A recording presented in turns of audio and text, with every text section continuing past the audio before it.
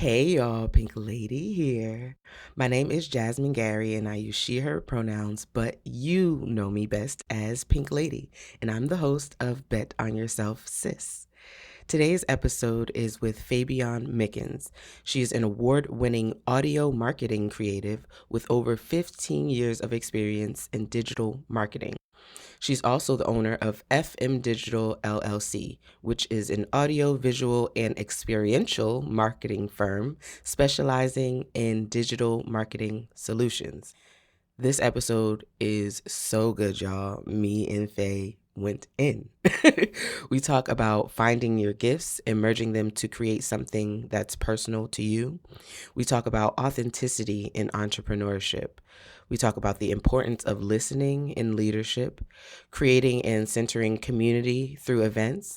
We talk about Banjee Boombox, the podcast village, and a whole bunch of other amazing events that Faye has created. We talk about and celebrate women in hip hop.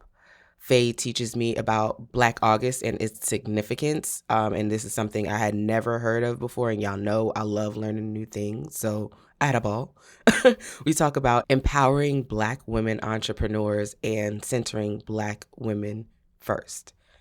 So I'm sure y'all could hear how excited I am because y'all, this conversation was amazing. Fay and I were vibing, and I can't wait to see what the future holds for us because we are definitely going to collaborate on something. Y'all, this episode is a little long, but it's worth it. I'm telling you, and it's going to go by so quickly. Throughout the episode, she gives so many great resources, and at the end, she gives tons of great advice, especially for Black women entrepreneurs. So I know you will enjoy this one. Bet on yourself, sis. Bet on yourself, sis. You've got the goal, confidence and style. Let your power show. You such a boss. Faybeon Mickens. Oh my gosh, I'm so excited to talk to you today. You're kind of like a superstar in my eyes, so I'm gonna try not to fangirl, but we'll be good. We'll be good. Don't worry. So how did we meet? We were introduced by Talib Jazir, who is the creator of Afros and Audio, which I'm gonna link all that stuff in the show notes. So please check it out. He does a podcast convention in October and it's dope. So definitely go check them out. Link them in the show notes. He was like, I think you guys should meet because there might be some synergy there. And I'm like, okay, love that. Cool. And then you reached out to me to ask for Bet on Yourself, Sis, this podcast to be a part of your podcast village in Atlanta, which was in August, right? I believe. Right. So like we've been collaborating already on a small scale, but like I'm definitely looking forward to our future. Like I can absolutely see some things in the works. So I'm just really excited to have you here and to hear how your brain works, how like these podcast events and just other events, because before you did this event, you did Banjee Boombox, right? So like I want to hear about all of that. I'm very excited. So yeah, please. I'll stop. Yes. Oh, thank you so much. I'm over here blushing. I know the listeners can't see it, but I'm blushing hard. Thank you so Absolutely. much, Jasmine, for that wonderful intro. I feel honored to be here. Thank you for seeing me. Thank you for allowing your art, your creation to be a part of the podcast village at Banjee Boombox. And definitely shout out to Talib for connecting us because he was absolutely right. We have a lot in kind of common, and I'm like looking forward to being in community with you. So as we continue to grow, I'd love to share a little bit about myself. I still haven't. It's funny every time I work out my elevator pitch, it changes a bit, so I always have to Absolutely. recreate it. That's what happens because So we're growing every day, right? And we that's doing different things every day. So the growth absolutely. is absolutely. You're absolutely right. And like many entrepreneurs, I Mhm. wear many hats. But if I had to break it down to three or four things, I would say I'm a music podcast, events, creative strategist. So that's Oh, how okay. I would pin it there. And I'm also the co-founder of Banjee Boombox, which is a QT BIPOC festival collective that centers the voices of women, gender expansive, and queer creators. So that's kind of like if you If we will, have like to put a a name quick, on it, right? if we have to put a name on it, that's what we would do. I spend a lot of my time consulting clients and helping them to realize their dreams. And while I've worked with everyone from very small independent concepts that aren't even shows yet to major networks and organizations, and I've been really blessed to have a very um, uh, a multi pod of various Mm, brands, creator types, organizations, um, yeah. people, wonderful humans that I've had the pleasure to work with and help them realize their dreams come true and to grow. You know, my background is in communications and marketing management, so that's what I went to school for. I went to College of Charleston, St. John's. Shout out Red Okay. Storm, shout out Cougars. And I, over time developed a lot of the rule book and, the pedagogy of Mhm. how to do things, right? And, I'm a Mhm. rebel, I'm a disruptor. I like to break things and put them back together. So the creative side of me, while I was in school, I played ball in school. Uh, I had some really interesting internships with a lot of different places while in New York as well. But throughout that path, I was always a creative. So I was a Mhm. hip hop artist, like from street battles to touring internationally with the United States Embassy to being a DJ Yeah. as well and a teaching artist for 13 years in New York City. So I learned how to mesh those worlds together and really carved out a path that was Yeah. uniquely my own. And I kind of saw that come to fruition with Def Jam and Double Elvis. We're doing a podcast together called Here Comes the Break. And they needed someone with hip hop experience and marketing experience. And when the elders say when Oh my god, preparation yeah. meets opportunity, like that was one of the many times, let me say that, one of the many times that my worlds crossed over and it was like, okay, I'm the Mhm. person for this. So yeah, that's a little bit about me. I love it. I love it. I love it. I love it. Oh my gosh. Okay. I want to the end of what you were saying right there because I think that's so important as entrepreneurs to like take our gifts because we got all these different type of gifts, right? And like really put them together and like just see, right? Like just see what could come out of it. And that's Yeah, exactly what it sounds like happened for you. In from what I'm hearing anyway, right? Like you have all these absolutely. type of creative gifts and you got a chance to like really put those together on your journey. And I think that is so beautiful. So can you talk more just about that? Like how you got to piece these different things together? Because Mhm. I can definitely relate. I was a communications major too. I went to Howard and Come on, HU. okay, thank you. But yeah, so I remember wondering like, what am I gonna do with this Yeah, degree? Like yeah. now that I'm out here, this is because okay, so I really went to school for RTVF, radio, TV, film, right? Mm, And I had no idea because I didn't want to do that. Like I figured while I was in school that I didn't want to do mhm. that anymore, but I it was like junior year. I'm like, I'm not about to change my major and have to do something completely different. I don't even want to figure it out. So I just like roughed it out and went that path. And it's funny though, because, podcast editing, right? I did a lot of editing, video editing and sound Yeah. editing, and that definitely works out in podcast editing, right? Okay. But I didn't know I Yes. was going to be here. So please just talk more about like the journey of like finding these different gifts and then like meshing them together and what that Yeah. felt like along the way too. Yeah. I think it's finally come together now, right? Okay. I think it's finally begin to come together now. And it's one of those things where I'm someone who just feels like I'm a life learner. Like even as a Mhm. teaching artist, I was still learning from my students. And it's like you said, you did all this preparation at Howard, and then was like, okay, now do I want to do this? And then now look at the podcast industry Yeah. Oh, is booming. booming, Yes. right? So it's like having all of those different sources to having a strong foundation in something that you're passionate about.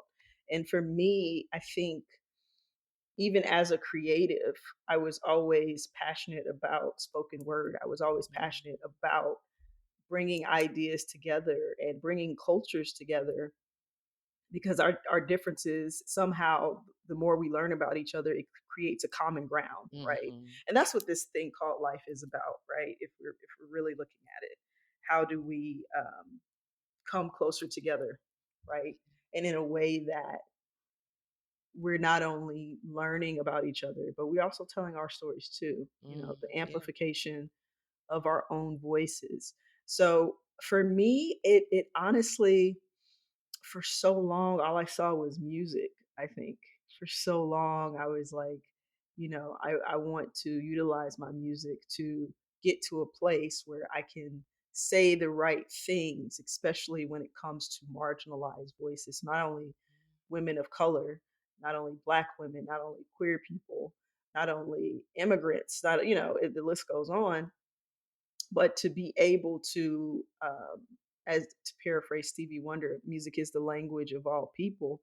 Like I just felt like that was my forte, or my ikigai, if you will, and that just expanded into something else. So it definitely didn't turn out exactly how I viewed it, but it's kind of like a sidebar of it, and it just so happens that I also have the tools where I can get paid to help folks do the same Yeah. thing. So it was a situation where it's kind of like, I'm an elder millennial, very proud elder millennial. We've seen the world change Yes. so many times, and we've had to adapt. I feel I give boomers credit, because the boomers are still, when I see the boomers on TikTok and all of the other things, because Yeah. we I'm like, they're adapting too, and they're doing well, considering like we've gone from MySpace to Facebook. I remember Yeah. Black Planet. We had all sorts of Oh things my we were tinkering God. with, Yes. to get to where we are now.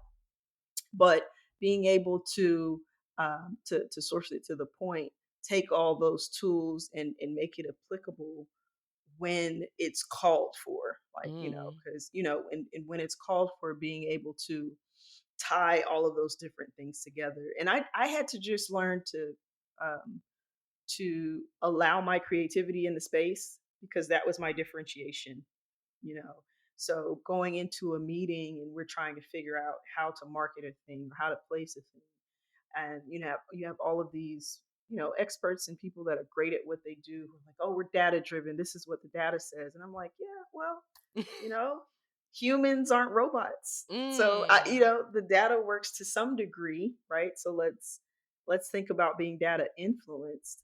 But I'm not going to let a computer drive me. No, I tell the computer what to do. Chat can't tell me what to do. I tell chat, and Okay. then chat tells me, right? But I have to Yes. set chat up for success. Okay. So it's like being able to lean into that which made me different from under other executives, because there are a lot of times where I was the only person in the room, and I felt the need to code switch. I felt the need to fit in and say the right answers. And Mm. I finally decided, hey, so what if I cause a couple secret white meetings? Let me just go ahead and say what I'm going to say. Yes.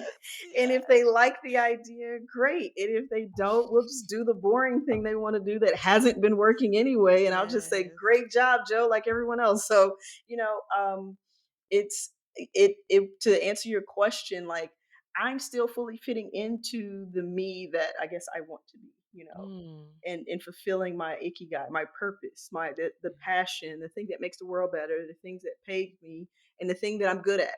I'm still like working it into a mold, right? Yeah. But every time I do it, it gets easier. So it's definitely been a journey, and not a destination.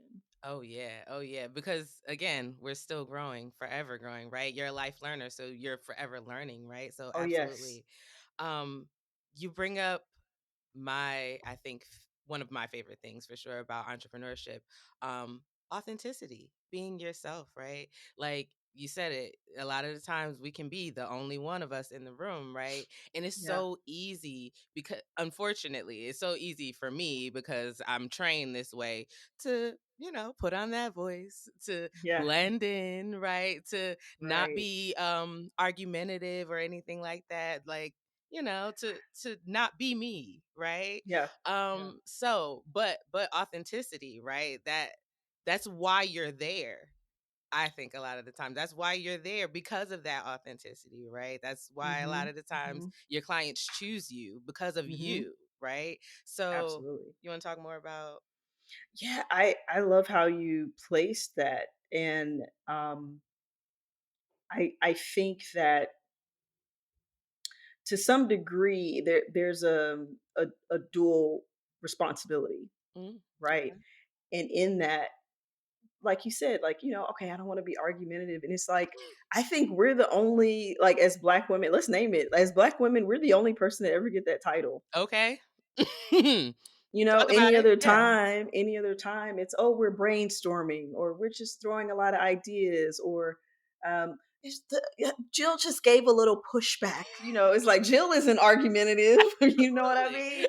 But Absolutely. Michaela is argumentative, and it's like, Uh-huh. no, Mhm. just so I also had to get comfortable with that too, because and it's the way that I do it. And it's funny because I have a client now who's phenomenal, by the way, but um, they are trying to really figure it out. So I mean, we've gone through weeks of planning and structure, and when you've got those 8 documents and 7 spreadsheets, and you're Ooh. ready to go, Mhm. and they're like, "No, actually, I want to do this thing," because Ooh, it's like yeah. the shiny thing syndrome, and The everybody gets it. dreamers, right? The Like, dreamers, the yeah. dreamers, and it's beautiful too when you can see someone in their second or third phase of life and they're still a dream. It's like a kid Yeah. like thing.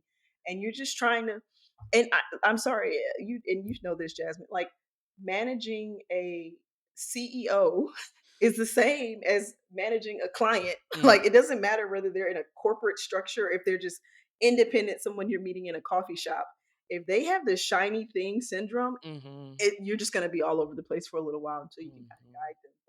But what I've learned in both those scenarios, right? And I have it's my responsibility to name the thing and advise and make the recommendation and make it as bluntly and as clearly as I possibly can Yeah. to clear my own conscience. Yeah. Just to say that, hey, it's here, and I always put it in writing too, just in case we need to do a, well, circling back to remember that conversation, or remember Mhm. this recap that I sent.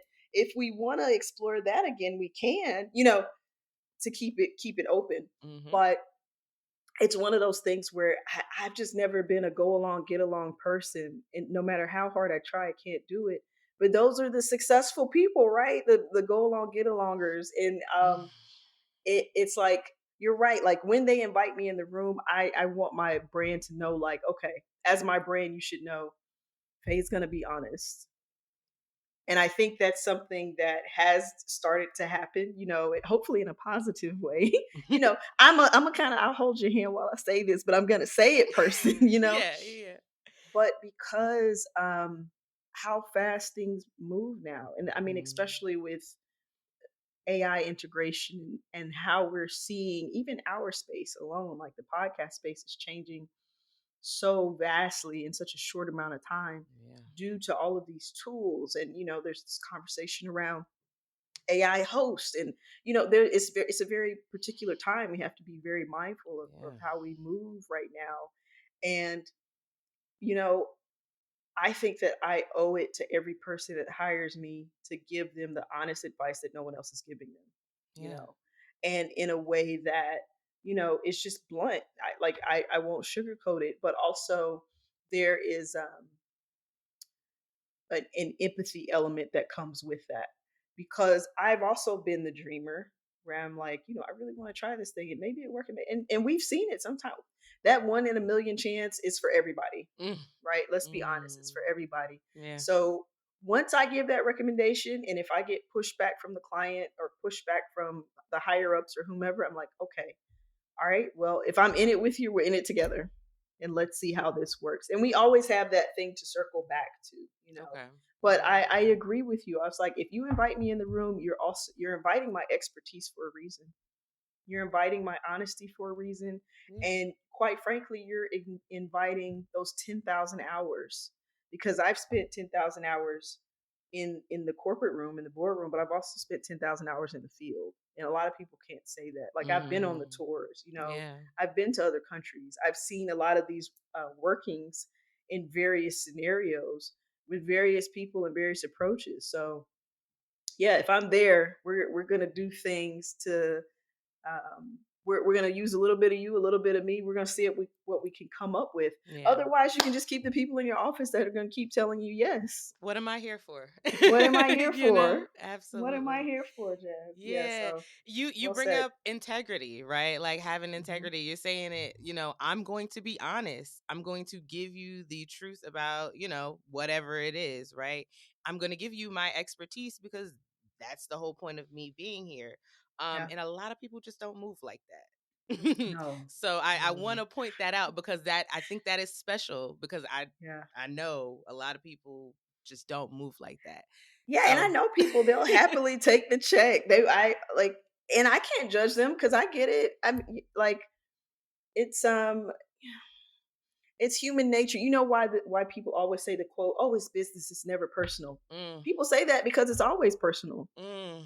If it were business, you wouldn't have to say that. No one Mhm. ever pays your invoice and says, "Oh, it's business, it's never Right, personal," because it's been right, like because it's business. Like, yeah, we it's very right.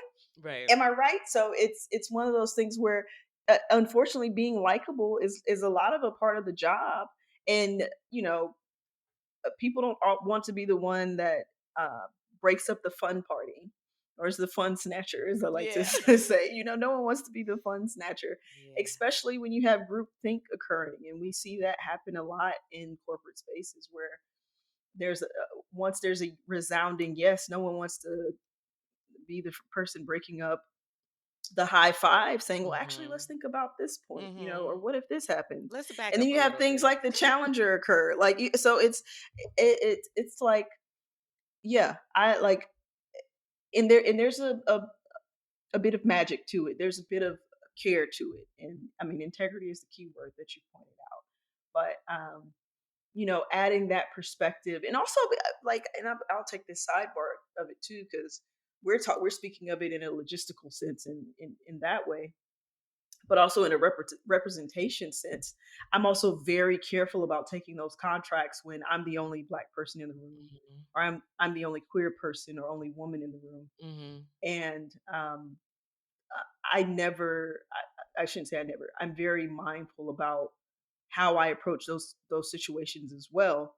Just because, and especially now in this climate that we're in, I mean, no one's asking because they don't have to. But in the times when they were, like, I was always very mindful of that because I don't want to be anyone's black voice, you know.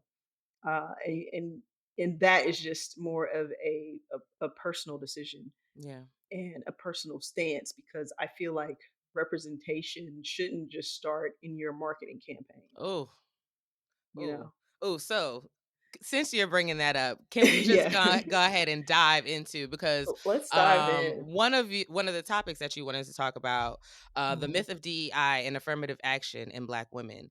Oh yeah. Oh my gosh. Where Please. do I I start? saw Let this me and I'm just like, "Oh, It's something please, I've been wanting to say for so long, because please." I'll see so many posts and conversations around DI, and people be loud and wrong, Mm, and I'm like, this is a simple Google search. mm, Like, black women, we first of all, when it comes to diversity, equity, and inclusion, oftentimes what the policy is written for is not how the policy is upheld. And we can look at that from a civil rights perspective. We can look at that as a human right. We can look at that from so many angles. The people that write these policies are not the ones enforcing them, mhm, just quite frankly. So by the time it gets to the point where it's actually enforced, I can interpret that however I see it, mm. you know. And I'm going to take it back before I take it a step further. So I went to PWIs, which like blows people's minds.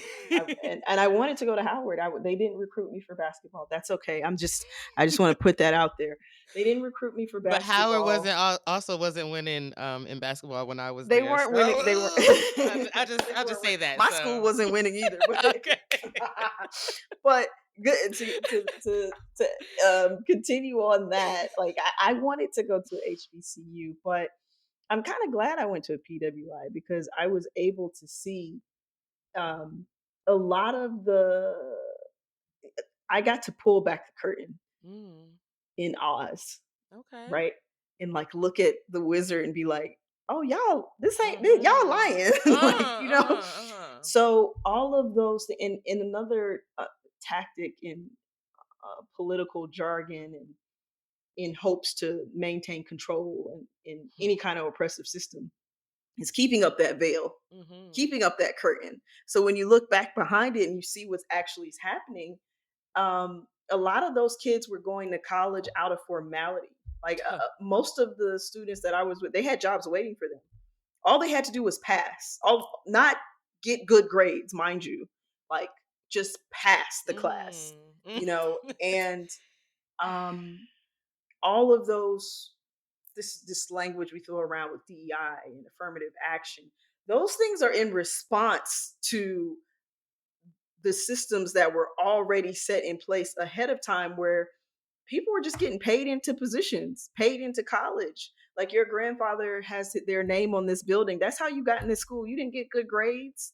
So Mhm. like I don't think that I think when people talk about those systems, they forget about why they came about in the first place. Like they immediately just think, oh, slavery. And it's like, no, that's not we were dealing with a situation where people were getting invited to the party, namely because they knew somebody inside already, Yep. not because they had done anything to warrant. Now, meanwhile, me, I had no social life in high school. My wife says all the time, "Oh, what were you doing?" I was like, "I was studying. I didn't go to any parties. What? My mama is Gullah Geechee. I didn't have fun. What do you mean Okay. fun?" Okay. And in college, I went to practice. I went to study hall. I went to bed. I didn't have no social life. Thank Okay. God I got to pledge AKA. Like, what are you talking? So, and it's hilarious because it's like, oh, but you're a musician too. Like, if I had a show, I went to the show. I went home. I didn't drink. I didn't do. I needed to get good grade. Like I had to. So when Yeah. I saw these kids come to college, I can't hear the words white supremacy and not think oxymoron. Like that's Mm. how, because supreme at what? And, Mm. and no, I'm sorry if anyone. I don't mean to sound offensive, but it, the debauchery, the I don't understand. So to get to the point where I'm going, when we think about these programs that were set up in policy to combat the situation of nepotism that was occurring in America and has been and continues to, it namely the thought it was that everyone will have an equal chance now because you can't keep allowing your country club friends nephews and daughters and sons to come to college for free just because you know them, Mhm. because that's how it was going. Now they Mhm. said not that you have to give preferential treatment, just that you also have to consider these other people who've had straight A's all of their life, who have gone to summer camps and more school camps, even though they don't have to. But look at their resumes better than this knucklehead that you want to hire just because you and his dad drink cognacs on the weekend on the golf course. Right. Mhm. So it burns me up when people say this. So these mofos get the policy and they still treat it differently. I've never gotten a DEI job, not once. I would want one. I heard a salary that someone made. I didn't know that's what those things were paying. I would have majored in something else. Okay. Those jobs, you know what they see? They see that policy diversity. Oh, okay, white woman. She's a woman. Box checked. Yep. Done. Next thing, what are we doing? Yep. Gay white man. I'm just gonna name all the people that come ahead of black women because sometimes you Okay. gotta list it out for people. Asian American. That includes all of the Asians. Mhm. Thailand, Japan, India, all of the Asians, Mhm. especially the East Asians. They be eating it Okay. up in them tech jobs. Okay. Okay. Let's keep going. Latino man. Must speak Spanish. If I see that on another bilingual preferred. Yes. you know, Yes. it keeps going. And so by the time you get to black woman, and trust me, that's on no one's list. But by the Mm. time you get to black woman, it's like you've gone through 10 different things. Mm. Not to mention able, but like there's so many ways you can, and veterans. There's so many Yep. ways that you can interpret diversity, and it's never for black women. So like when all of this stuff about DEI came out, and people were making these crazy comments against black women, and then we were the ones that were laid off. We didn't get those jobs due to DEI. We got those jobs because we busted our ass. But we were the first out the door the moment they could find a scapegoat. Same with affirmative action. Like, we fight so much for everyone's struggle as Black Oh, women, and I'm talking God. from civil rights to Black Lives Matter. And when it comes to our rights, people remain silent. And I'm tired of it. I'm tired of it. The situation that we are in right now in America is because, and I'm going to simplify it, and people are going to get upset, but that's okay. People would rather die than have a Black woman lead them. Oh. They would rather die. They would rather leave this planet happy knowing that they left under the thumb of a white man than to elect a Black woman. Now, I said I was going to simplify that because no, we can't go against what's happening in Palestine, Sudan, Gaza. We can't, the Congo. Like, we can't turn a blind eye. And I'm not saying that by any means. Like, I can't simplify politics, and I don't want to go into political rant. But I would have taken VP Harris any day, and I would have gone and still protested. So we could. Okay. I would have Okay. Oh happily my taken that gosh. option because two things can be true. I would have happily. I voted for her. I did vote for her, and I had every intention on protesting her the same way I protested Biden, same way I protested. And we've been over there doing some wild things for centuries, you know. Okay. So this isn't new. Yeah. But I would have happily taken that option any day, and I think that because we know Black women are held up to such a higher standard, we understand that when one of us gets through that door, it's never because someone willingly opened it. And by willingly, it's definitely not affirmative action. It's definitely not DEI. It's because we had to be twice as better, Okay. twice as fast, twice as equipped. Like, they could not tell us no. That's how we get through that door, you know. And so that's why I'm like, I have to be very vocal about this when the time is right, because there's so much misinformation around DEI and affirmative action and who it actually helps. And Chat GPT is right there. You ask it. Right. You You ask talk it. in the Like, chat all day, so talking to Chat all day, asking like, why if he don't text me back? No, friend, put in there who gets benefits from affirmative action. What demographic? I'll tell you the question. What demographic benefits most from DEI? Don't believe me. I actually tell people, don't listen to me. Go ask Chat, because y'all like, I'm so data driven, bro. Go ask the robot. Right. Right. Don't listen to me. It'll tell you. Knowledge is chasing us. Oh my gosh. And we're running in the opposite direction. Oh Why? my gosh. You know, so I'm glad you asked that question, because Oh my gosh. it needs to be stated. And I mean, the president of America right now is exactly what nepotism looks like. It's exactly why we need those programs. Absolutely.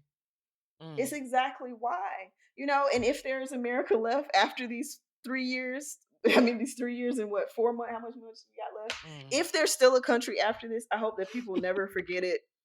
And you know what? If there's not, America had the day it deserved. Okay. America had the day it deserved. Okay. Y'all got what you asked for, so good. Oh my God, Faye, thank you so much, because you went in and I love it. I want to say, because my guests don't usually get political, so Oh I yes, love this. girl. Okay, I appreciate it. They usually want to shy away, and I'm like, Yeah, we gonna no, talk about it. we So gonna lean in. I just got one thing to say. We're not gonna stay on this topic for too long. My No. thing, because I heard this on another podcast. I'm losing it, but I'm gonna figure it out and put it in the show notes for sure. Because I listen to a bunch of podcasts. I'm not sure which person said this, but I got y'all. I'll put it in the show notes. But it was saying about, like, yeah, I voted for Harris. I did too, right? Yeah. But it's not like I think voting for her would solve all my problems. Right. No, I just Right. want somebody in office who is going to be willing to listen. Yeah. That's it. Yeah. That's Well it. Because said. we know the person in office is not willing to listen. He don't want to hear nothing. He right about everything. Okay. So I would rather have somebody who is willing to listen to different point of views, who is gonna, like, go into things with an open at least a little open, right? More Mm-hmm. open Mm-hmm. than the president we got, right? Somebody Right. who is willing to budge, right? Somebody Yeah. who's willing to listen, to learn more. That's what I want. I love the way you summarize that. I love the Thank way you you. summarize it. It's true. Conversation is key. And I Yeah. think I'll say it like this. Change occurs through several steps, but it cannot occur when one side is not open. And I That's think it. that if when it comes to intellectuals, conversation is key for change, Mhm. right? When it comes to social justice, activists, activisms, like we get out and we still have a conversation, but we do so through action, right? Yeah. Whether that be boycotting, whether that be, we just had a conversation with Disney, didn't we? Mm. Through a boycott, Okay. Yes. you know? It, Absolutely. and they listened. Jimmy Kimmel's back on TV because we were like, oh no, if we're going to take away Because freedom of that was speech, nuts. that was Y'all coming after nuts. broadcasting like freedom of speech, like you said. This is Freedom of this speech. is America. What y'all talking This about? is America. And I remember some crazy stuff was circulating when we had a black president and no one got taken off the air, Hmm. And so it's like, About the president and his lovely wife. Okay. and clock Okay. it. Okay. Crazy things being said. Hmm. And no one was taken off the air. And so it's like you said, the other side has to be willing to listen. So I'm glad Disney was willing to listen because I was like, dang, it's gonna suck to lose Marvel. I know. But it has to go on. Listen, So I'm sad. here for the boycott. Don't get me wrong. I I'm here love for the a good boycott. I love a boycott good boycott, okay? because I need to But be saving money sometimes anyway. I'll be a little Disney. I was gonna be sad. I'm a kid of the '90s, right? Like I'm a Yeah, Disney kid. I was yeah. definitely gonna be sad, but I definitely was not gonna watch. I definitely did not. So I'll be honest. Like streaming for me, Mm. I'm trying to get away from so much streaming and get more, like, I'm a reader, so I love to read, so I'm trying to get back Oh, nice. into just all my reading and less streaming. So I haven't Yeah, really watched anything on Disney in a while, so it was easier. I ain't even gonna lie. yeah, yeah. But look at what you said, right? They listened and there was change made, and it actually happened pretty quick. I thought it was gonna be a while. I was Okay, like, well, I think it happened I pretty guess quick. I'll be watching this Netflix because you know what? I'll take Dave Chappelle and his Uh, horrible comedy any day over fascism. Look, I know how to deal with the homophobes and the transphobic people. Fascist, I'm trying to wait. yeah, So girl. yeah, I like so. Oh, I know this is a quick question. Do you prefer traditional books or your audiobook girl? Oh, I books, traditional books. I like Tradition with to the pages. pages. I like to smell a book. Like, I love. yeah, yeah. I I am. feel that. I I'm feel in it. like 2 book clubs right now, and I Come read on books on my now. own. So I'm really trying to get back into, because I think books, it's the best way to exercise my brain for me, Yeah, right? If you don't I agree, that's agree. fine. But right, okay. So I think books are the best way because you're reading, you're Mhm. learning, you're thinking, all of that, and it's happening so easily and so quickly. You're not even like thinking about that it's happening. But by the Yeah. end of that book, you're saying words that you didn't even, Come like on. realize. You're putting sentences together, and you're like, you Yeah. can I can tell the difference in when I haven't read for like 6 months and when I'm reading consistently. Okay, same. Okay. Same. I love that. Yeah, my wife is an avid reader. Yeah. She's so excited. So we're in Georgia now. We met in New York, but we're in Georgia now. And she was so excited when she got her library card down here. She like called Yes. me and like bragged about it. She was so yeah. So we are a reading household. Love Yeah, it. yeah. Love it. Love it. Love it. Hey y'all, Pink Lady here. I'm a podcast producer, director, coach, and host. And I want to tell you all about my production company, Pink Lady Productions. We collaborate with creatives like you who are driven to share your message by launching your podcast from A to Z and coaching you through the process. To learn more about our services, check out our website at pinkladyprod.com. That's pinkladyprod.com.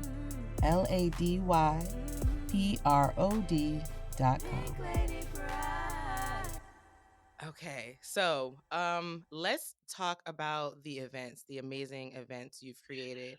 Yes. First, I definitely want to hear all about Banjee Boombox, and then we can definitely Mhm. talk about your podcast Village and Yeah. talk about like where the idea came from, and then like how what did you do? The steps you took to Yes. like get to the final product, cuz Yeah. Thank you for we want to know asking all the this. things. Absolutely. Yes. So Banjee Boombox is my passion project. It's my baby. So I have been doing events all of my life. My first event, I was 18. Hmm. I was Miss Columbia High of my high school, so I was in the Yeah. pageant. Reluctantly, my mother made me. Okay. So shout out to mom. It turned out good because she Yeah. planted a seed. But my very first event that I've ever done, it was called Shoot Out for Cancer, and it was a fundraiser for the American Cancer Society in Columbia, South Carolina. Nice. Mind you, okay, I'm a kid, so I'm figuring this out. My basketball team and I, we had won the championship for the state my senior year. And we were obsessed with the McDonald's All Stars and all the fandom. So I was Yeah. like, you know what? We're at Columbia. We had so many good basketball players. We had um, on the boys and girls teams. Like our point guard actually went on to play for Rutgers, and Nice. this was at a time where Rutgers was, Yeah, Rutgers. yeah. So I'm in that's how Jersey, good. so Oh, so yeah. you're familiar, Yeah, I Coach know. Stringer, like yeah, like very very good team, and I got a girls game lined up, a boys game lined up, and again I'm figuring it out. I got it advertised on the radio. Shout out Curtis Wilson, Big DM. Yeah. Um, I got the big homie from my neighborhood. Uh, I'll just say he's the big homie from the Okay. neighborhood. I got him to DJ it. I was like, Nice. "Yo, can you DJ my mom? I'm having a game." Blah blah blah blah blah. He was like, "Yeah, I can DJ it." I was like, "Okay, well, I know I'm supposed to pay you." I was like, "What should I pay you?" He's like, just give me a 6 pack of beer. Mind you, I'm 18, but I was like, you know what? I'll figure it Figure out. it out, right? So I'll figure it out. I was like, okay, cool. So Yeah. I got him to DJ.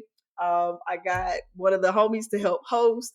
It was like really scrappy, and I called the American Cancer Society. I was like, "What do we do with the money?" I was like, "I should donate it somewhere." Oh. So this very sweet lady, she came out to talk about the American Cancer Society during halftime. Mind you, we paid in cash, right? So it was $5 to get in, Okay.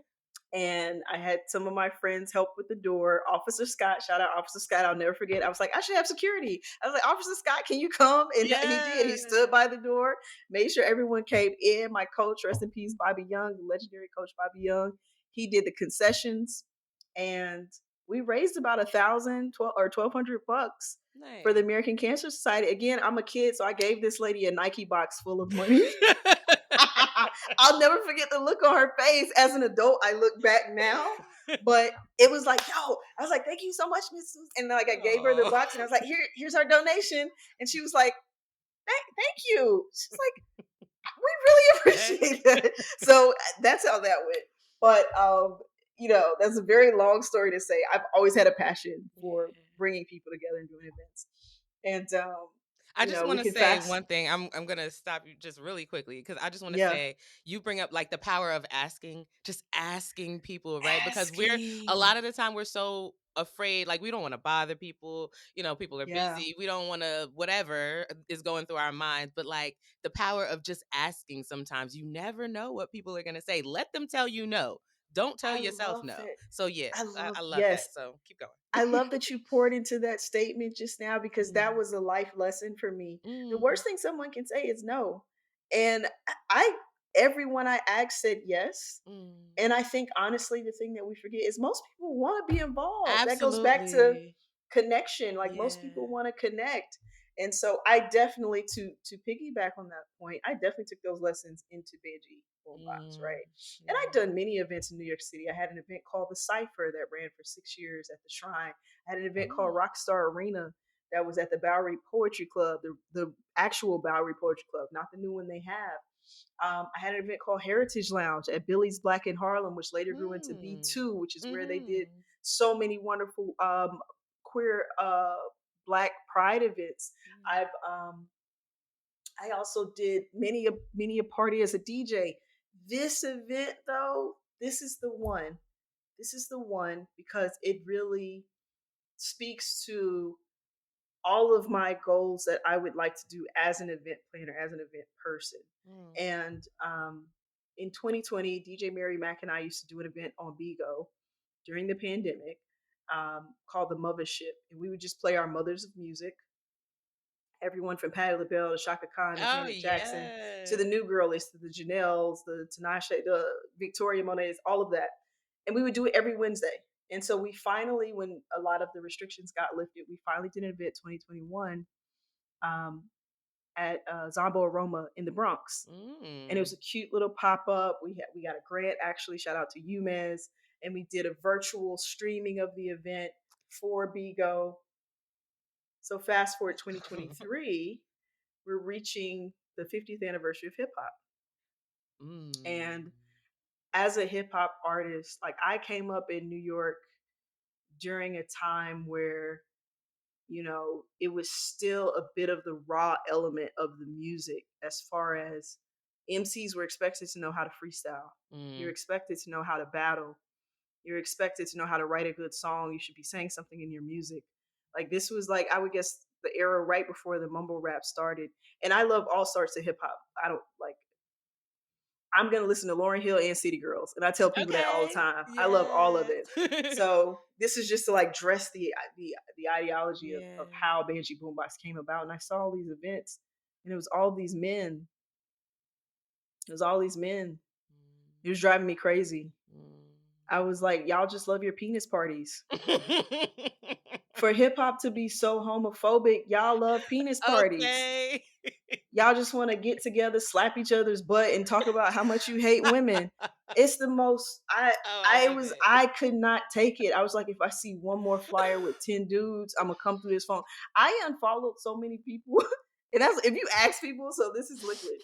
That's my artist name. Mhm. If you ask people, yo, what you think about Liquid? You ask 10 people, you're gonna get 10 different answers.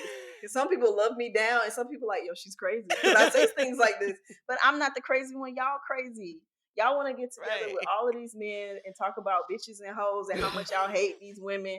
And then y'all like, oh, we hate gay people. It's like, no, you're actually gay. Right. As a queer person, you're gay. Like, it's funny because I had a friend that was like, I knew I was gay when I realized I loved women. It's like, it's true because straight men be anyway. So I won't go on my Oh rant my there because god. we're gonna make sure I don't drive too many people away from your show, Jazz. No, Because girl, I love I'll it. go on a rant. My audience loves this. Okay. But I was like, I can't. I was like, queer people and women have been a part of hip hop since its inception, since the beginning. Talk about You it. know, and we have a rich history. And I'm just going to talk about the women really quickly. Yeah. Cindy Campbell threw the party where Cool Herc DJed. So where hip hop was discovered August 11th, 1973, that was her party. That was her party, and she brought her brother on to DJ. So how dare you take that history away, right? If you want to talk about Sugar Hill Records, and if you want to talk about the Sugar Hill Gang, you got to talk about Sylvia Robinson, who Okay. started that label, a black woman. So we've been there from the beginning, And if we want to talk about queer contributions, you can always see like and that's why, and I'm going to shout out Dave Berger and Bryant and Barron. Like I have to shout them out. They were out queer artists before it was cool to be out queer. There's so many queer artists that have been present from the beginning, from its inception. Yeah. Now, here's the thing too. I want to make sure I say with Banjee Boombox, I wanted to make sure that people knew it was open to everyone. We're centering ourselves Yeah. because in these other events we're never centered. We could be a part of it as a supporting cast, right? So you might have a woman DJ, or you might have a few lady B girl dancers. That's it. And if you do have a woman rapper, she fits a certain mold or a certain talent. It's just the one. It's just one. No, we filled our quota for the day. And with Banjee Boombox, I wanted us to have the center stage. Yeah. But I still wanted everyone to come in, and I will say this too, like I make all those jokes. But this year in particular, the brothers supported. Nice. The man who sponsored gave space to sponsorship for the venue. Shout out Karima, shout out Lamont. I'll always say their names. They donated that space to us. They donated that space to us. And Corey, Black Podcasters Association, Talib, Afros and audio. I talked to so many people about Banjee Boombox. I ain't gonna say their names. I sent a lot of emails that went unanswered. The brothers looked out. They, Faye, what you need? I'll be, yeah, we're pulling up. And I don't mean performative pull up. I mean setting up, breaking down. I saw Corey wrapping up stuff at one point. I was like, y'all, I don't know how I could not have done it without them. You know, and we hear that phrase all the time, but I mean it. Like every single person that has touched Banjee Boombox has made that event what it is. So to answer your question, the why behind it is because we deserve this safe space. We deserve this safe space and we deserve to be celebrated. Yes. We deserve to celebrate us. And because I had not seen that in the hip hop, and I was in New York, I did the battle scenes. Child, I would pull up to other people's event and battle them. So it wasn't like this was like, you know, I am not a culture vulture. I am not you can ask Liquid. I was there. I went, Adidas took me to Thailand that's how much I was freestyling in the streets of New York. Wow. So this wasn't no like cute little wild and out battle. No, this was legit battles. Like, you know, with legit artists. And this wasn't in a time where you could watch somebody like now they can watch on YouTube. Nah, you had to know your shit before you went out there. So I lived this culture. I loved hip hop to the core of me, and it did not love me back. It did not love me as a black woman. It did not love me as a queer woman. I was outcasted for speaking up.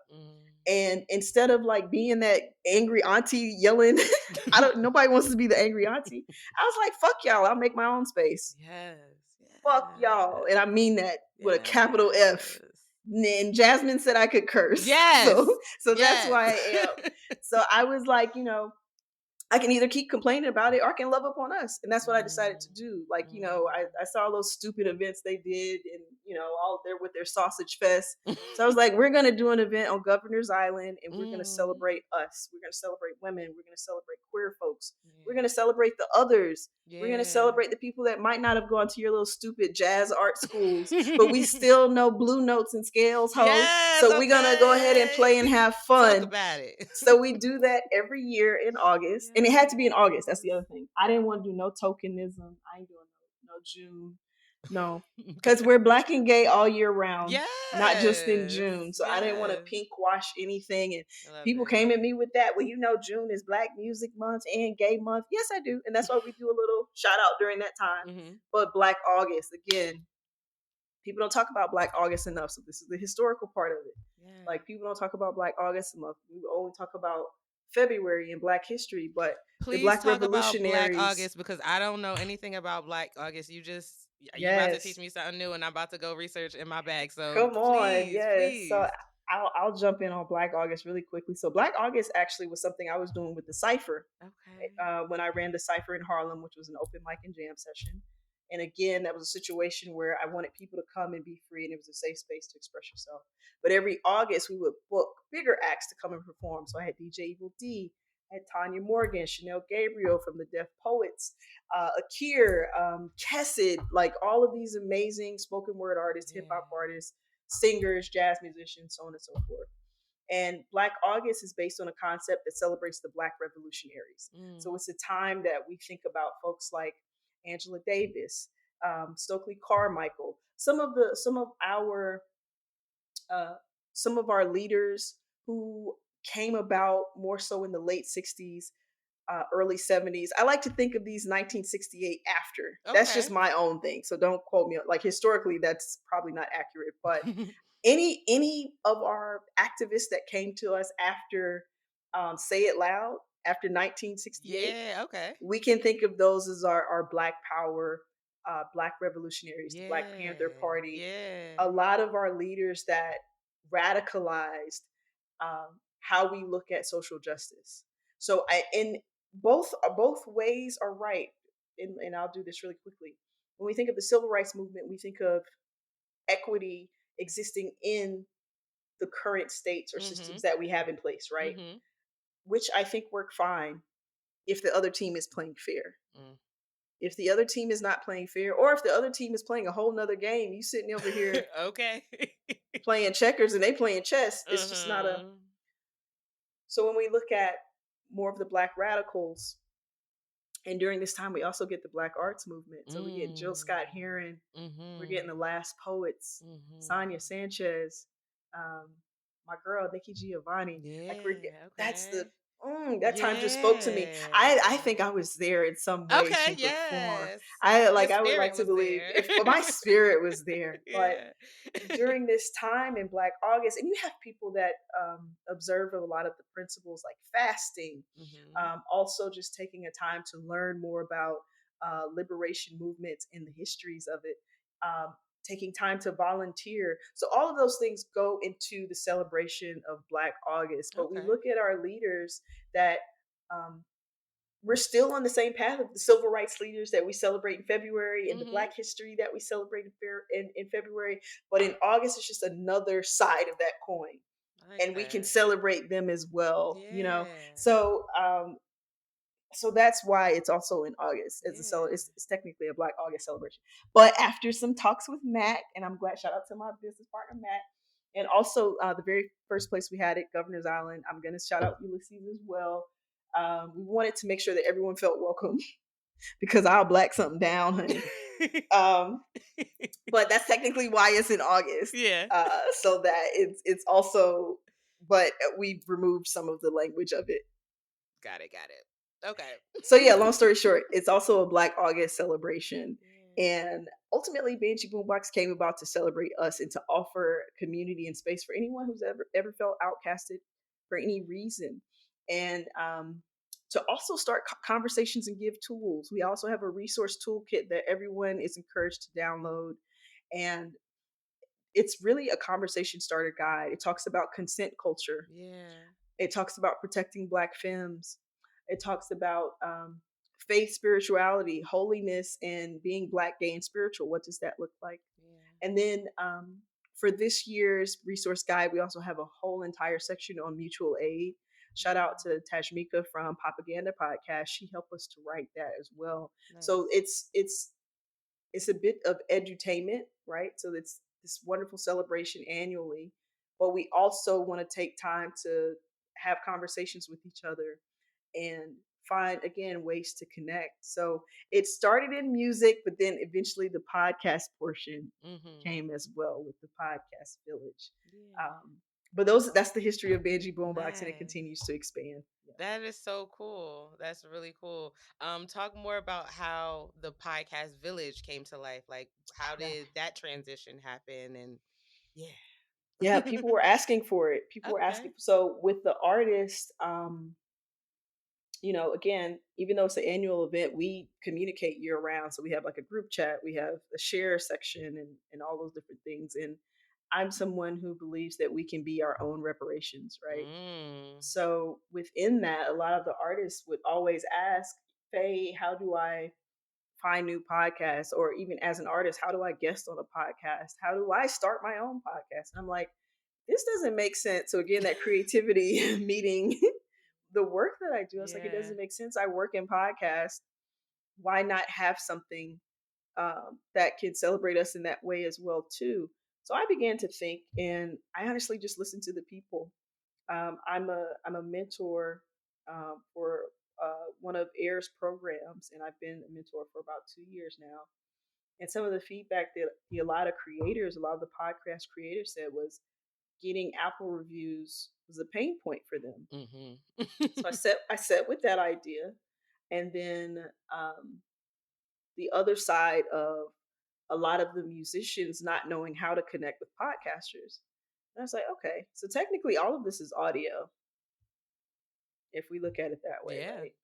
And I was like, so how do we do a thing where we can feature the podcasters where the musicians will be, and they could essentially Mm. meet each other and come together? So that's where the Yeah. podcast village idea came about this year. It came about specifically in Atlanta, but I think this is something we're also going to do in New York as well. I think it's going to just be a part of Nice. the festival every year.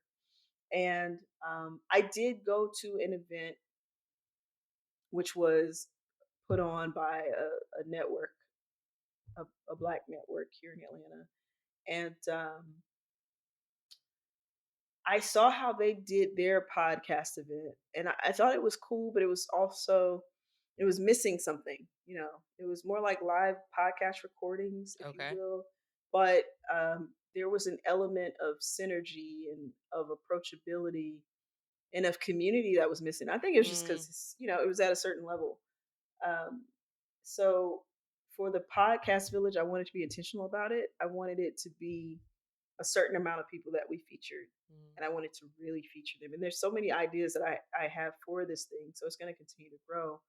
But I was like, the point should be to listen to the podcast, right, and to leave a review.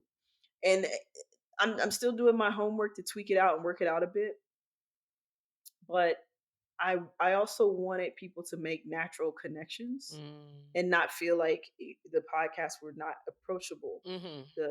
That folks weren't like they couldn't talk to them after coming off Yeah. of the stage. So there's some tweaking to be done, but I think the podcast village will continue to grow in vertically, not Mhm. adding more. I think 10 is a good number because I want to feature these creators. And thank you for being a part of it as well. Absolutely.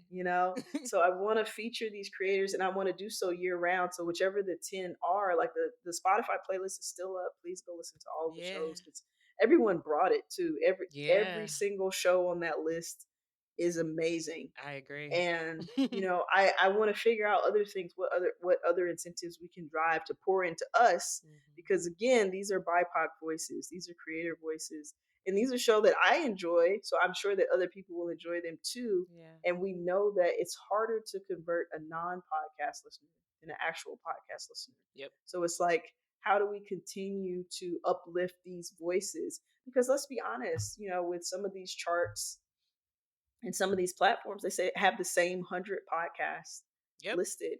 And let's be further honest, out of that 100, only 5 to 7 look like me, you Okay. know? Yeah. So how do we get Yeah. get to a level where that can continue to elevate as well? Yeah. Because again, Banjee Boombox is about centering us. Everyone is invited, and I tell people, no, come and bring money so you Yeah. can support people, Right. right? So everyone can come, Yeah. but we just want to center us.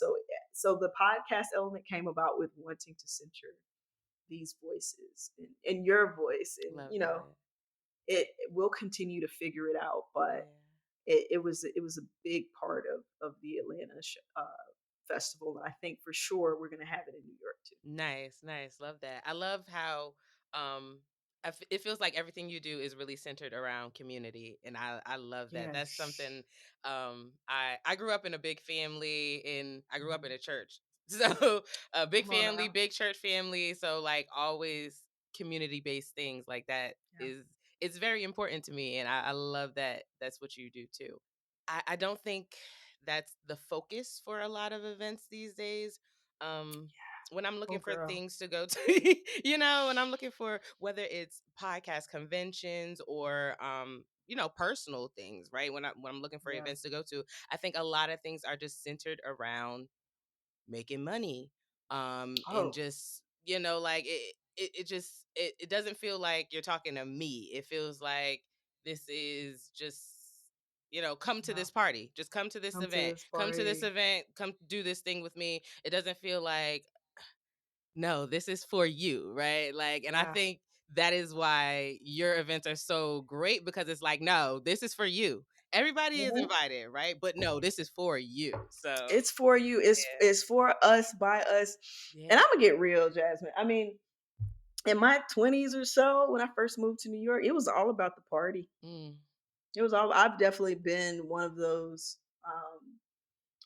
people who just want to throw a good party and have fun. I yeah. studied all of the major art and socialite movements of New York. I studied Studio 54. Mm, Ian Schrager and Steve Rubell. I read about them. I thought they were, but I studied the Harlem Renaissance, and yeah. the happenings and the speakeasies and the meetups at the Niggerati Manor and so on Mm, and so forth.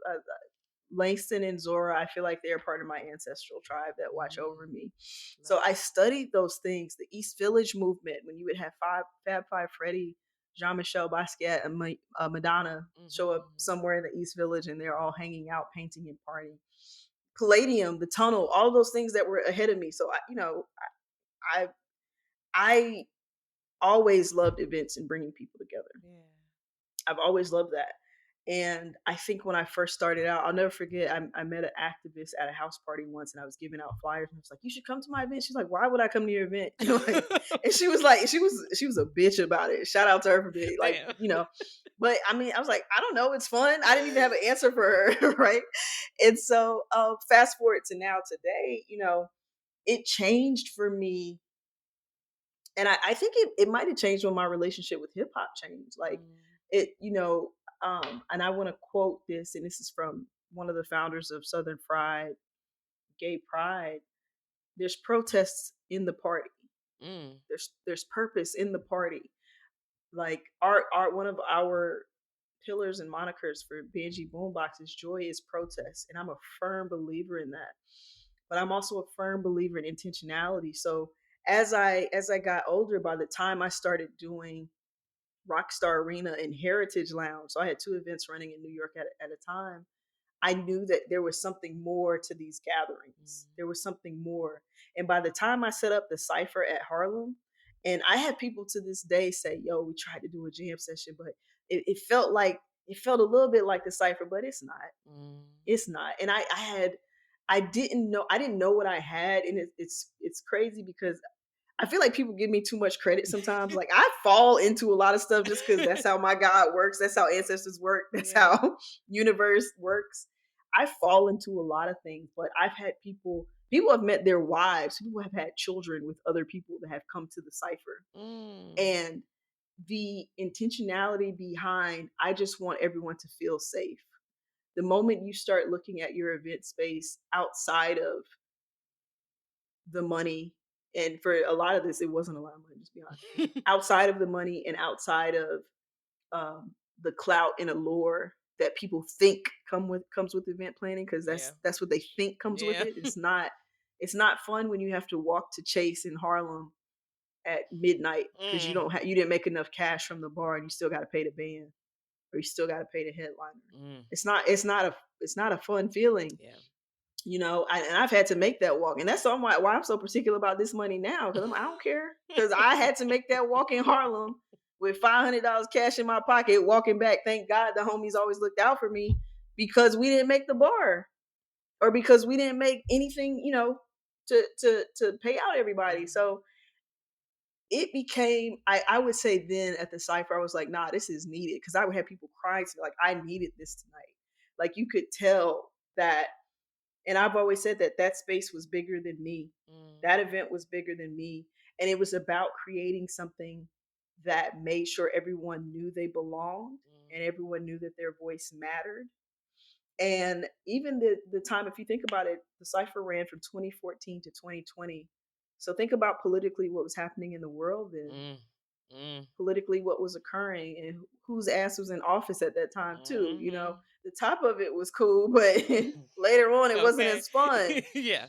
So we need those spaces that pour into us, and I think that planted the seed for what Banjee Boombox would become.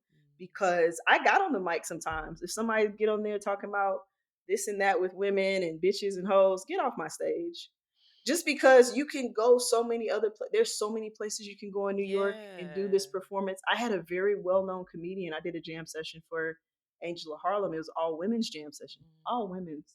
Sir, read the room. A famous comedian. He's well known. He's on television, film, and some would consider him a legend. He got on there. He started saying some crazy stuff about black women. And we're in Harlem, so when he says bitches, we know who he's referring to. Mhm. You weren't talking about the girls on West Fourth or in Mhm. Chelsea. We're in Harlem, so we know who you're talking to. I was like, yo, man, you funny, but we have to, you could do this set downtown, because he could, quite Yeah. frankly. So it's about, I put myself out there to not be safe, to make sure that people felt safe when they came to my event. And they won't say it then, but I've had people DM me like, yo, I'm glad you did blah, blah, blah, blah, blah, because Yeah. no one else does that. No one else says that. Y'all Mm. talk about all of these jazz music. Y'all these jazz musicians saying crazy stuff about women, Mhm. and then y'all go see them perform. I wish I would. I saw that Okay. mofo, one dude, I ain't gonna say his name, at a Grammy party. I walked by that man, because how how you gonna support us and you're harming us.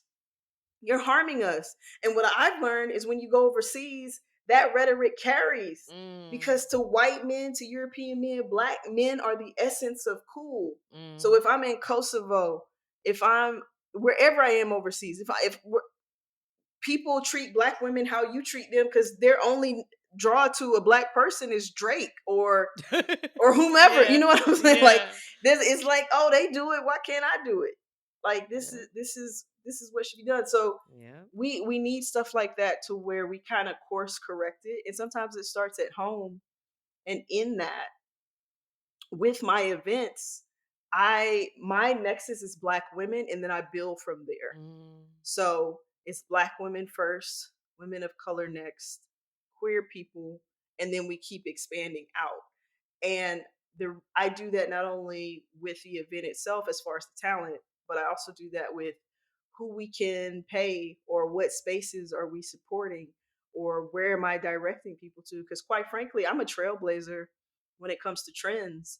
And I say that confidently, not as an ego mark, but because when I do something, 10 other people try to do it. Now, they ain't going to give me credit for it. They going to watch. And I see the watchers. Like Yeah. sometimes I watch my follower count and I'm like, I have all these followers. Y'all don't like nothing. Hmm. I've removed people and they've added themselves back. You know, when they got the remove function, Uh-huh. before I used to have to block and then unblock. That's how old school I was doing it. Like, Yeah. get off my page. I'll take people off my list.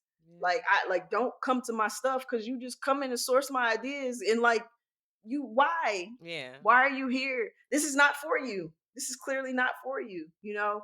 So I'm very particular now. So I would say it started with the cipher, but Banjee solidified it. Yeah. And I don't like going into spaces where I don't feel welcome, or where I wouldn't invite my wife, my mother, my sister. Like, I don't need to be there. Absolutely. And we have such a finite time on this earth. The moment I started thinking about, when you think about life, as people have 85 years on this planet, right? If you're lucky, you get in the blue zone. So you're looking like 100. Mm. In the Bible, it's supposed to be 120. Like I found a verse. I was like, yo, 120 human years. We really be out here just harming ourselves to where we don't get to the 120. But if you think about it, and I've always said clocks go in a cyclical motion, but they should count down. Mm. Like, think about that. If clocks counted down, how much differently would we live life? Mm. And so, if I'm going to Yeah. produce an event, if I'm going to invite people to a space, I want it to mean something. And with Banjee Boombox, the purpose of that event is for everyone to leave with joy. That's it. Everyone to leave with joy. And I feel like if you do that with Banjee, and by everyone, I especially mean black women, because if we're happy, everybody's happy. And Absolutely. that's just based on a concept from the Combahee River tribe. Like, we face so many things that once we're good, think about it. When black women are good, everybody is good. Mm-hmm. Because that means black men are good, Mm-hmm. white women are good, Mm-hmm. children are good, immigrants are good, race, religions across the board are good, Yeah. because we center all of that. We have in the past, present, and future, and we fight on the front lines so much. I wanted to do something that take care of us. That's what Banjee Boombox is about. Oh, Take care of us. love that. You know? I love that so much, especially because in the beginning of this conversation, we're talking about DEI. Well, not the beginning, about the middle, but we're talking about Yeah. DEI and like the order of how it goes, right? And how black women are Factual. usually at the bottom, right? Hmm. But you just flipping that completely on its head, and it's like, no, black women first, than everybody Yes. else, right? And I Absolutely. love that, because that is definitely that's how I live my life. That is how my business functions for sure. Like Yes. I Yes. that is how I feel, absolutely. So I just, as you speaking, I'm like, I got chills over here. Like you don't know, like you speaking into my soul. Like Oh, I I love was this. feeling that. I Yeah. really love what you said about the clocks too, because if you think about like any movie you watching with a countdown or whatever, like the countdown happens, and that's when shit gets done, right? Like, oh, as Yeah. soon as it gets to that one, it's like, okay, either all It's hell turn breaks up loose, time. right? Either all hell breaks loose, right? Or we're gonna, Yeah. whatever needs to get done, right? That countdown, it actually it It's makes real. it real. Absolutely. Hmm. So I'm just Hmm. imagining, right? Like my day, right? My day started today pretty early, well, around 7, so pretty Yeah. normal, right? But just thinking about like my day started at the day technically starts at 12 a.m., right? So if I'm not waking up till 7, and don't get me wrong, I love rest. I enjoy rest. I Hmm. believe that we all need rest, right? We all Come need on. to focus on resting our bodies in order to continue and not burn out, and absolutely right. Just Come on. this point of what I'm saying about the clock Come is that on. like thinking about how much of my day is already gone when I woke up, right? And then Hmm. thinking about all the things that I need to get done by like, not by the end of the actual day, but the end of what I call my day so that I Right. can rest and like have that time for myself, have the time with my partner, right? So yeah, like thinking about a clock in more so of a countdown, it just makes me appreciate, I think, it more. It makes me like, Yes. no, I don't have all the time in the world. It's Rest is finite. important, right? So I do need to Yes. rest, but also, getting shit done is important. So I want to make sure I get my shit done. So that's Listen, what I thought about. I love how you spreaded that out though too, because you're right. Midnight is technically the start, and I just talked to an artist in LA. She was like, she starts her day at 4 a.m. Ooh. And I was like, oh sis, but I feel that because you're right. Yeah. Because if you split it up, now let's do some math. Because if you technically start at 4, and let's say you go to bed at 8, you still got those 8 hours of sleep. Absolutely. But that's a nice little, okay. See this, we'll have to journal Right, this. like, But that's something. I think yeah. you onto something, Jazz. I'm Come on, just pink you lady. you gave it to me. I'm just thinking about it like I need to not need to. I don't like to frame things in I need to, but I Right. want to. I get to. Being an Yeah. entrepreneur gives me the freedom to structure my day the way Yes. that I want. So taking full advantage of that. That's Hmm. what I got from what you said. So thank Feeling. you. Yes. Yes. So I know I'm like taking up a lot of your time. I have one last question for you. Okay. Advice, please. Advice for Black women entrepreneurs, Oh, especially, right? But then advice for entrepreneurs in general, if you want to do like more general yeah. advice too. Oh my goodness. Advice for entrepreneurs. Let's see. I'll try to do a top 5. There's so much you can say to someone with the entrepreneurial spirit. Mm, And a lot of what I've learned as a consultant, as a creator, as an entrepreneur, as someone who takes an idea and breathes life into it so that it becomes a real thing, and to get paid to do that. One thing that I've learned is that nothing is for certain. mm, And by that, I mean there is no one path to travel for us to get to where we're supposed to go. yeah. What I do know about purpose and why we are all here on this ball of dirt is that you are the only person that can do what you've been assigned to do on this planet. Mm, The only one. And I'm a firm believer in that. Walking in your purpose is, those shoes to walk in your purpose are designed only for your feet, and they're absolutely. custom made, you Yeah. know. So just some, I'll just throw out some stuff. Number 1, um trust your instincts. Mm, Always trust your instinct. And I mean that not only from taking your idea from ideation to creation. Part of being a good entrepreneur is learning the rules to break them, mm, right? yeah. So there can be a lot of naysayers in what you want to do, but if you want to try something and break into whatever industry it may be, music, fashion, media, cooking, culinary arts, like whatever it may be, learn the rules, learn all of that textbook shit, and break it. Just quite frankly, because that piece of paper helps. Let's be honest. Yeah. The credentials and the piece of paper helps, and just to be honest, they have it too. So even if your skill reaches beyond the classroom, which it will, it's still good to have that piece of paper as well. So trust your instincts, but learn the rules so you can break them. And I think that's a Picasso quote. Um, Number two, liberation. Right, we're doing this for liberation. Equity is key. Don't forget about the money. The money's important. I'm not gonna be blowing smoke up people's ass talking about, oh, the money will come. Fuck that shit.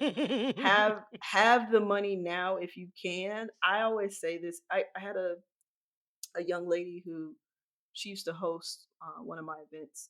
Bright, brilliant, amazing singer, bubbly personality. She had a job at Food Network, and she told me, "Fay, I'm gonna quit my job. I want to be a full time musician." I was like, "Girl, hold on, please."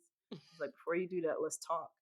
And she thought I was trying to, do that thing. Sometimes the aunties do, like, "Girl, don't leave your job." Blah, blah, Yeah. blah, blah, blah.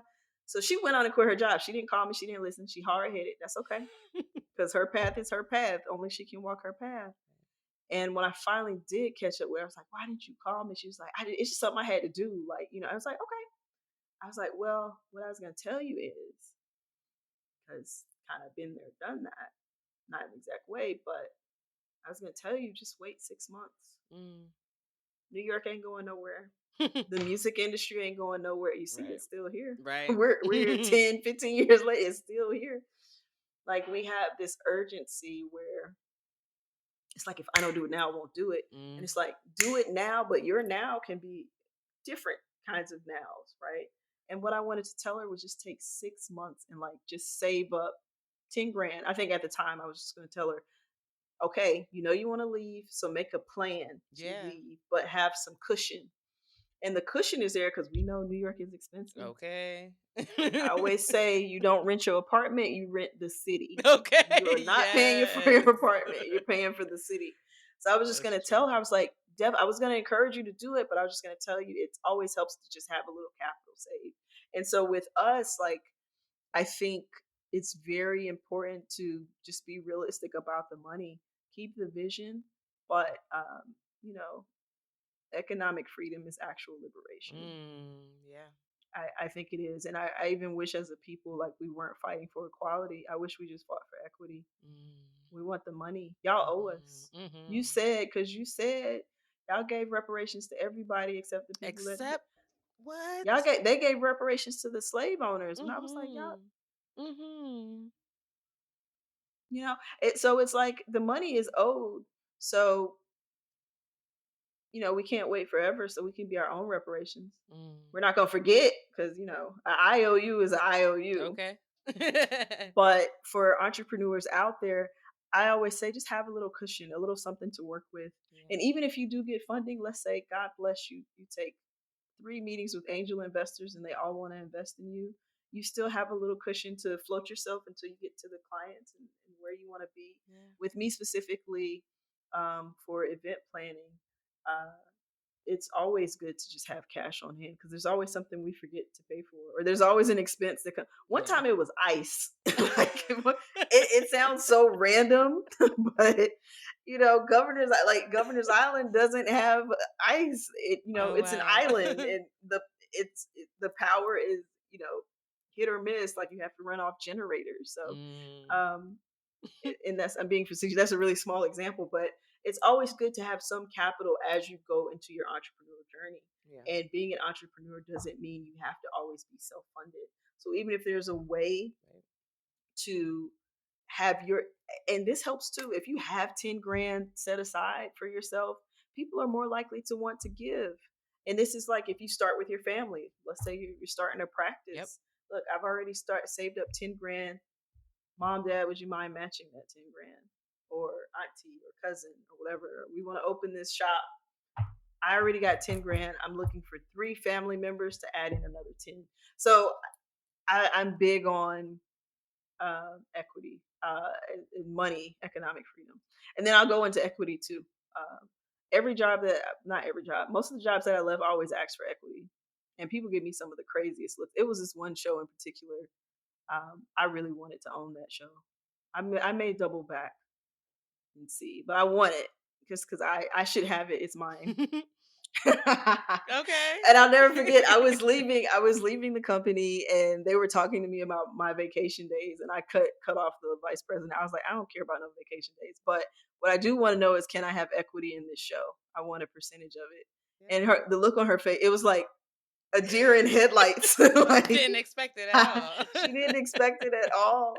But fast forward to now, like I have a client that, he's low on cash flow, and which a lot of people are. So you're flexible and you work with people. But I always ask.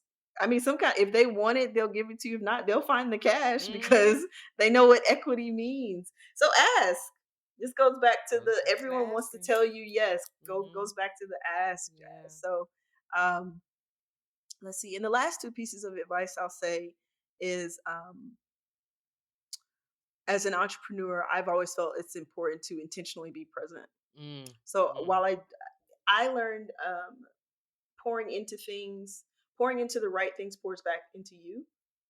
So I'm very intentional about my energy and where I go, and where if I show up somewhere, other people know it's a safe space for them to show up too. Mm. But as that relates to clients, um, I'm also establishing that things aren't transactional with me. You know, Mm. it doesn't have to be transactional. If I believe in something, I believe in something. Yeah. So I'm very big on, if there's an event and I can get to it, whether it's if it's in New York, that's a quick little flight for me. That's second home. If it's if there's a launch, if there's a clothing new merch line, I'll buy books. I'm big on buying books, so it's funny. If I have a friend that drops a book, I'm the first order. You can add, like, I'm getting your book if I Yeah. don't get anything else. So it's like letting your network be your net worth. Mm. And even when you're not Love looking that. for clients, like even if you're at capacity, like you have your X amount of clients for the month, but still pouring into people, people will pour back into you. And not in a transactional sense. I think that's why it's important to say the intention is key. Mhm. Like, it has to be what you really believe in, Mhm. what you really care about. And I think that's why I needed to set my pillars, like Black women first, and then you go down the Yep. line, because that's also how I spend my money. And that's also how I spend my time. So that kind of helps me, um, when it comes to networking, when it also comes to who my clients are, when it comes to who, like, and not on purpose. It's just, I would do this anyway. Yeah. Even if I had a full time job and wasn't looking for clients or whatever, what have you, I would still be doing this. Yeah. You know. Yeah. And then last but not least, oh, stay up on the tools. Mm. Stay up on the tools. AI, it's not going anywhere. Mm-mm. It's here to stay. It's here to stay. Yep.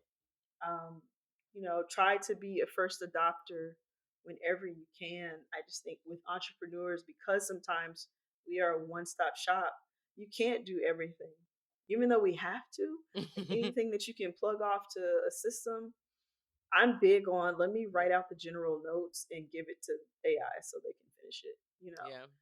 And train your AI, train it, like the things that you've had to write by hand, things that you've had to. I'll take a picture of stuff and load it up. Read this.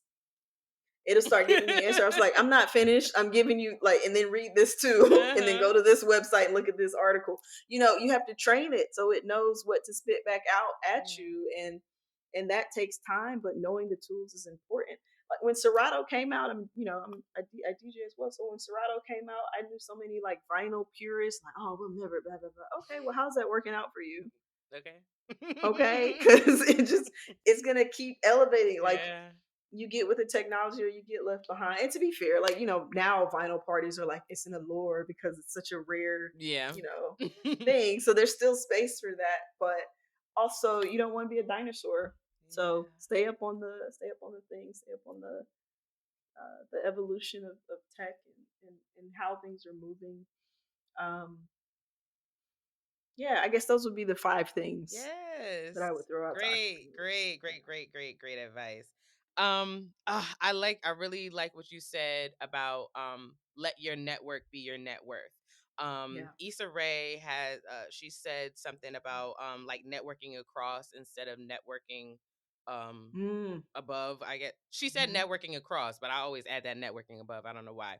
Yeah. But yeah, she was just saying about like, look at the people who are on the same in the same like field as you, who are on the same Yeah. kind of plane as you, and not that you shouldn't like admire people or that you shouldn't like strive to work with different people, but like Yeah. maybe think more about networking across, and we can all like lift each other Grow up, right? together. Oh, Exactly. So yes. that's I kind of got that feeling of when you're saying let your network be your net worth, especially when you're thinking about funding, right? Yeah. Because you may not be able to get it that traditional way, but your network usually wants to help, right? Like it goes Exactly. back to people want to help you, right?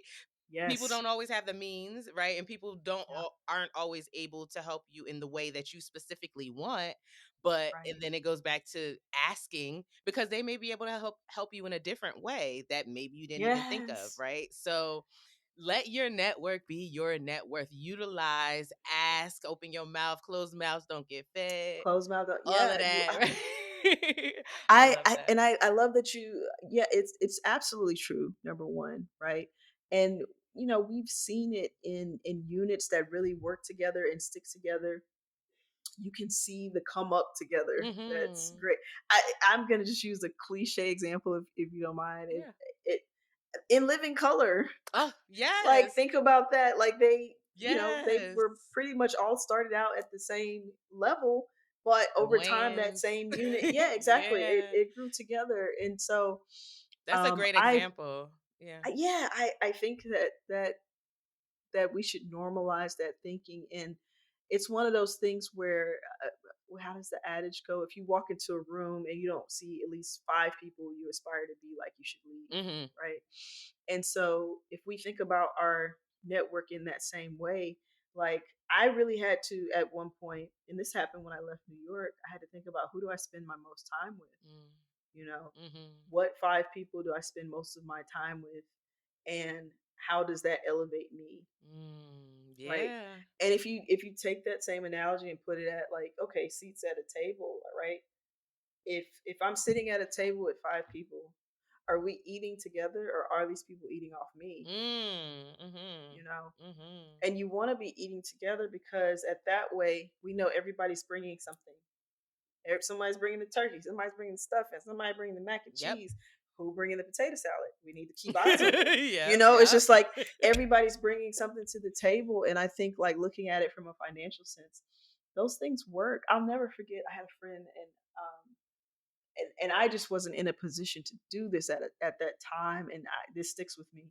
But she was starting a new restaurant in Harlem, and she was like, they were putting their money together, and I just couldn't at that time get involved. But it still felt good to be asked. Mhm. I Mhm. just felt happy to be asked, Yeah. and like now, 10 years later, if she ever came around again, I bet you I would be ready this time. Yeah. Just financially in a better place, Yeah. because my heart, I wanted to say yes, but I just couldn't at that time. But those things make a difference, and quite frankly, that's how we had to do it before. Yep. That's how we had to do it before. And that's why it's very important to. It's like the same thing. Looking within Mhm. community for looking inside, Mhm. looking within first before we look externally. And those things, at that point, you honestly lift as you climb, Yep. because we're climbing Yep. together. we're climbing together. Absolutely. So yeah, keep going, keep going, keep Absolutely. facts. Absolutely.